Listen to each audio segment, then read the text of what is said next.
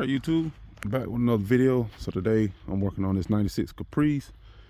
I'm gonna be putting some air shocks on the back and some lowering springs. He want the rear to sit kind of on the wheels a little bit. He wanted to be tucked in a little bit. These are 24s, and it looked like the brand name is US Mag. I like the color combo it's got. It's got the rose gold with the burgundy.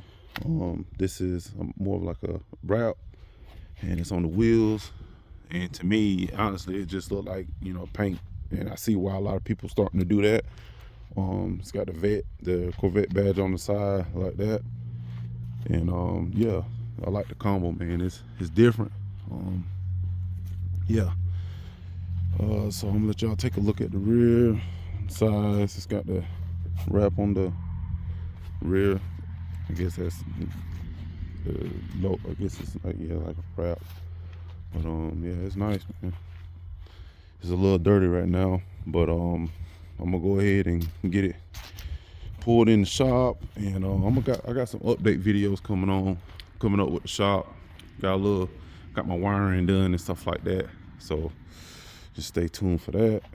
But yeah, I'm gonna go ahead and get it pulled in. I'm gonna let y'all see the parts right quick. These are the parts right here, the air shocks. That's the brand name of them right there. Not sponsored by them, anything like that.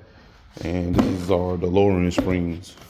And give you a part number for both if y'all want to check them out and do y'all car the same way. So basically it's self-explanatory, T-fitting the joint is airline to both air shocks, and then here's your valve stem, and you want to put that by your license plate.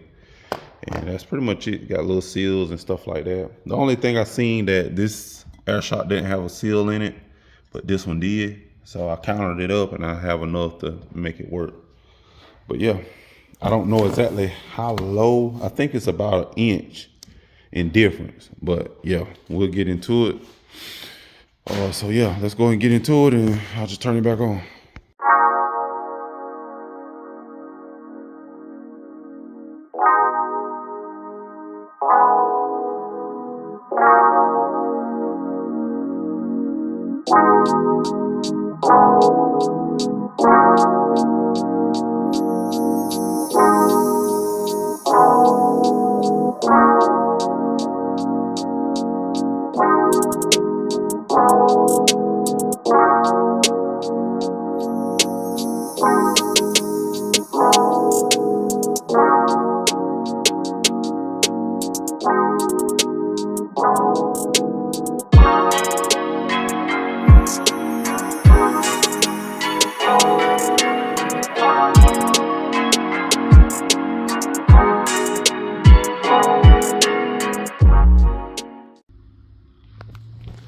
All right, YouTube, so I'm back. I got the spring out, and also got the shock out too.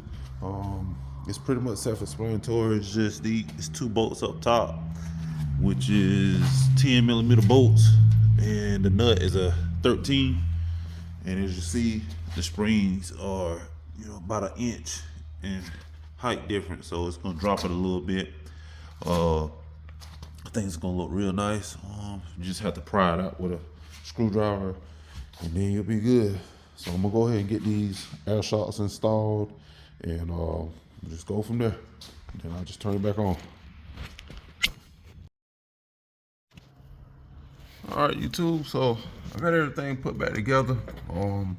It's just getting cold out here. I just went ahead and got everything put back together, but I'm gonna go ahead and let you see.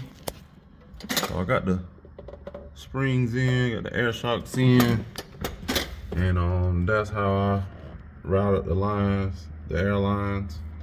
I did it pretty neat. And also got this side dead over here. And yeah, so I'm gonna go ahead and get these jack stands from up under here and go ahead and lay it down and see how it look.